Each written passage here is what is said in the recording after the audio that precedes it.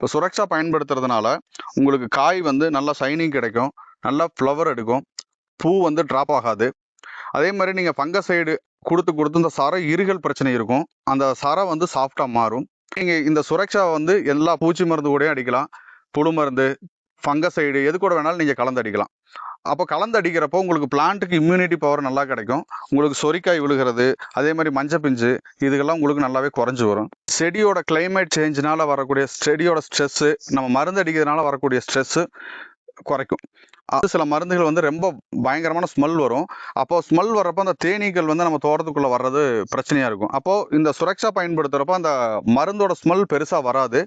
அப்போ தேனீக்கள் வந்து நம்ம தோட்டத்துக்குள்ளேயும் வரும், நல்லா மகரந்த சேர்க்கை நடைபெறும், பூ ஊதுறது, இந்த பிஞ்சு ஊதுறதெல்லாம் குறையும். சுரக்ஷா பயன்படுத்துகிறப்போ ஃபங்கசைடை குறைச்சிக்குங்க. ஏன்னா இதுவே உங்களுக்கு ஃபங்கசைடாகவும் சப்போர்ட் பண்ணி கொடுக்கும். ஏன்னா ஒரு இலையோ ஒரு காயிலிருந்தோ அந்த நோய் வந்து அடுத்ததுக்கு பரவாமல் அது கண்ட்ரோல் பண்ணி வைக்கும்.